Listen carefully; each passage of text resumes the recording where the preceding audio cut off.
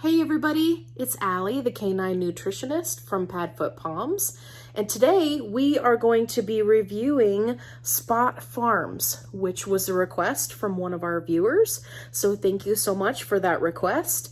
If you would like to request a pet food for review, please comment down below or join our Facebook group, and you can comment there, tag me there, and we'll take a look at the ingredients together. There's also a list of problematic ingredients in the Facebook group in the files section, so make sure you check that out.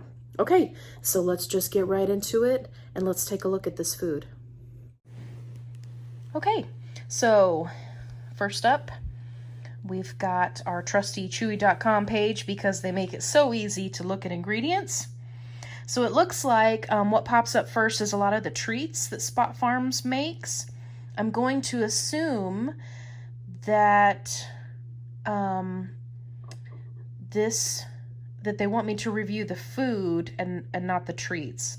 So if you're watching and you want me to review the treats, just let me know. But my food review videos tend to be a little bit long, so we'll make that a separate video if that's something you guys want to check out. Okay, so just first up, it's the grain-free chicken recipe. This is a dehydrated food. It's an 8-pound box, and there's your pricing. So let's go ahead and take a look at those ingredients.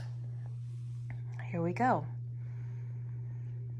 Okay, so in an attempt to save time, what I'm going to do is just jump to the problematic ingredients. So right off the bat, we've got potatoes.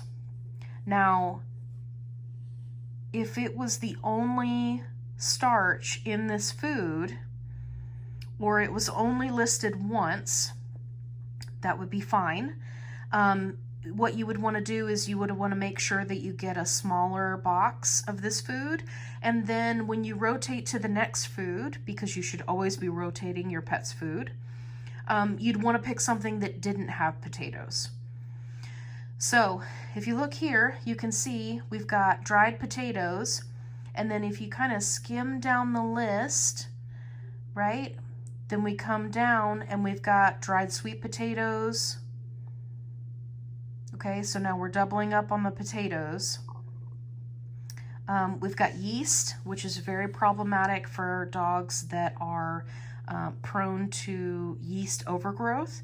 That can lead to ear infections, especially for breeds that have floppy ears. So that's something to keep in mind. And then we're going to scroll down just a little bit further to natural flavors.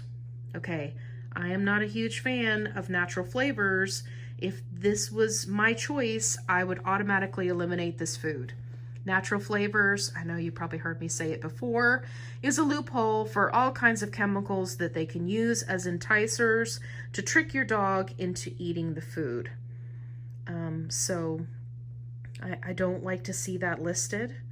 The other thing that's problematic, if you look over here, okay, no clue where my finger is. Here we go. Sorry about that. We've got fish oil, but it doesn't say what type of fish. So just to keep in mind, that could be any number of fishes.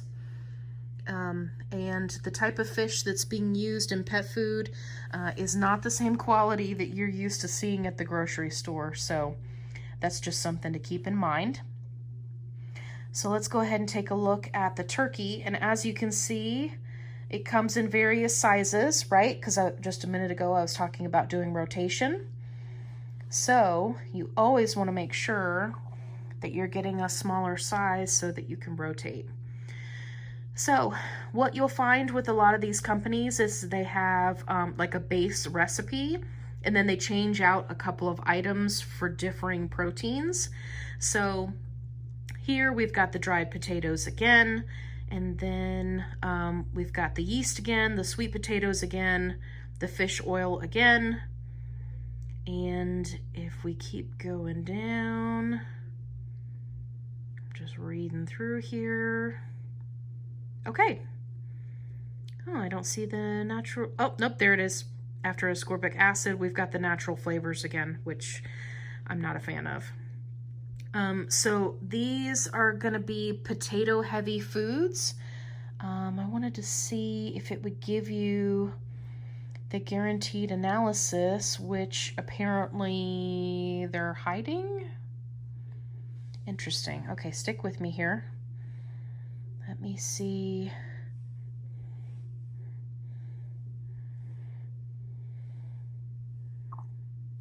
Here we go. Okay, so if you don't know how to calculate carbs using the guaranteed analysis, make sure you join our Facebook group. One of the units that I've created will walk you through the steps of what you need to add up and then subtract from 100, of course, to get the percentage. So I think that if you were to add this up, you would be surprised at how many carbs are in this food.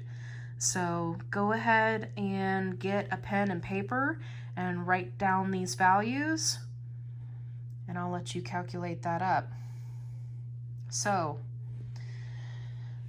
while these foods are certainly not terrible by any means, so far I am not impressed. Okay, I like that they have a duck option, a pork option, beef, turkey, so they're covering their bases here. Let's take a look at the pork recipe. It can be challenging to find pork recipes. I just had to find one not that long ago for a client of mine. So again, we've got the potatoes. Oh, now we've got red lentils. Okay, so I do not recommend peas, lentils, no legumes of any kind, because the research is still out as far as the correlation between legumes and DCM, which is dilated cardiomyopathy. I talked about this before in other videos. Until the research is confirmed, I just recommend that you avoid it, just to be on the safe side. If you have to feed something that has peas or lentils or something like that, for budgetary reasons, then I recommend you rotate your food, right, to something different that doesn't have any legumes in it when you rotate your food, which hopefully is often. Okay, so we've got potatoes, red lentils, and then we just keep going on the list. We've got honey. Okay, I'm not a fan of that. I do not like for them to put sweeteners in the food. It's not necessary. We've got that dreaded natural flavor again. Okay, so these are some things to consider when you're looking at various foods. And it looks like that's all we got. So we've got whole grain. Okay, were these the grain-free recipes? Yes, okay. So before we wrap this up, let's see what their whole grain recipe looks like, just so that we have something to compare it to.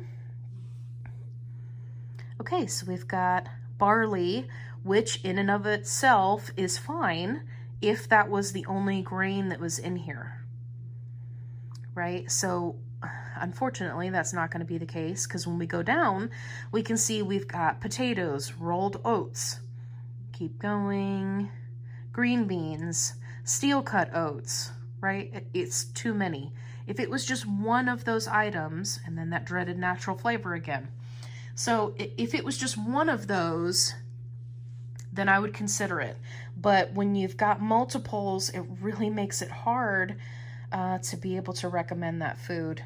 Anyway, so thank you guys so much for tuning in. If you would like to see your food reviewed or something you're considering buying, then please comment down below and let me know what you'd like for me to take a look at. If you would like to learn how to evaluate pet food on your own, I have units in my Facebook group, Padfoot Palms, link in the description, and it shows you how to calculate the carbs so that you know how many carbs are in the food. There's a list of problematic ingredients. The goal is to better equip pet parents to set them up for success when they're concerned about the nutrition of their pets, which they absolutely should be. So take a look at that, hit that subscribe button, comment down below, and tell me what food you'd like for me to review next. Thanks, guys. Have a good one. Hey everybody, it's Allie, the Canine Nutritionist from What language was that? Hey everybody, it's Allie, the Canine Nutritionist from Padfoot Palms. I just barely got that out of my mouth. The Canine Nutritionist. Why are words so hard?